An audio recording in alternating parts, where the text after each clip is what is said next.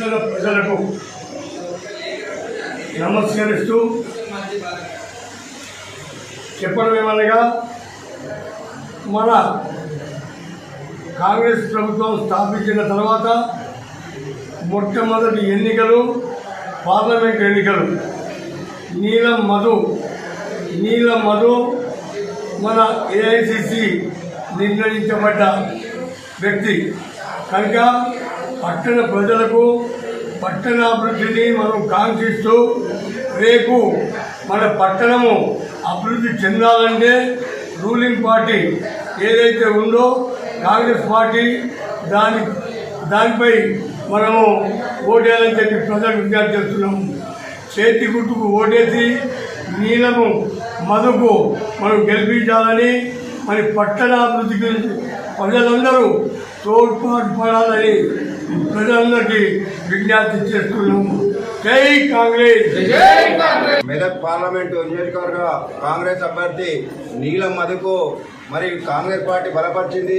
మరి కాంగ్రెస్ పార్టీ బలపరిచినందుకు మరి నీలం మధుకు మనం మెదక్ డిస్టిక్ నుంచి మరి సరాదేవపేట పట్టణం నుంచి సరాదేవపేట మండలం నుంచి అత్యధిక మెజార్టీ ఓట్లు వేయించాలని చెప్పేసి మన యొక్క కాంగ్రెస్ కార్యకర్తలు ఎలక్షన్లో మన బీసీ బిడ్డ అయిన నీలం మధు గారికి కాంగ్రెస్ ప్రభుత్వం టికెట్ ఇవ్వడం జరిగింది.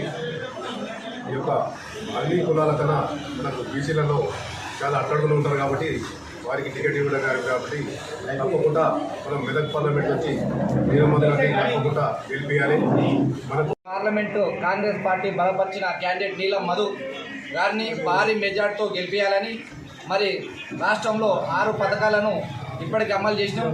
మరి ప్రజలకు ముందుకు తీసుకుపోవడం జరిగింది. గ్యాస్ కానీ, బస్సు కానీ, కరెంటు కానీ, ఆరోగ్యశ్రీ కానీ, మరి కేంద్రం నుంచి మరి సంవత్సరంకి ఒక మహిళకు ₹1,00,000 నగదు ఇవ్వడం జరుగుతుందని కూడా రాహుల్ గాంధీ మరి ప్రకటించడం జరిగింది. అదేవిధంగా కాంగ్రెస్ పార్టీ ఏం చేస్తుంది అనేది చెప్పడం జరుగుతున్నది. మరి గత గవర్నమెంట్లు ఏం చేసినాయని కూడా మేము ప్రజలకు వివరించడం జరిగింది. తెలంగాణలో ఇక్కడ వస్తే బీఆర్ఎస్ పార్టీ, కేంద్రంలో వస్తే నరేంద్ర మోడీ బీజేపీ పార్టీ 10 ఏళ్ళు ఏం దోసుక తిన్నారు, ఏం చేసిరు, ప్రజలకు ఏం చేయలేరు. ఒక పక్క నిరుద్యోగం పోలేదు, పేదరికం పోలేదు, ఉద్యోగాలు రాలేవు, రేట్లు దిగలేవు మరి అని మేము ప్రజలకు వివరించడం జరిగింది. ఈ రకంగా ఈ మెదక్ పార్లమెంట్ అభ్యర్థి నీలం మదన్న గారిని బీసీ బిడ్డకు మరి జగ్గారెడ్డి గారు పట్టుబట్టి మరి ఈరోజు ఎంపీ టికెట్ ఇప్పించారు.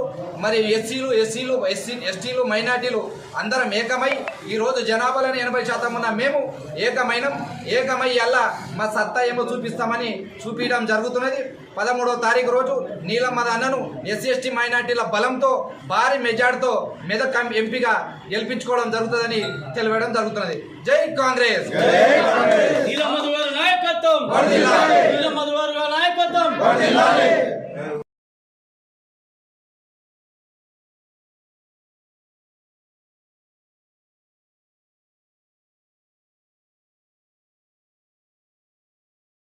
मेदक पार्लियामेंट हल्के सदासीपेट में शहर सदासीपेट में नीलम मधु कांग्रेस उम्मीदवार के हक में कैनवेजिंग डोर टू डोर की गई है।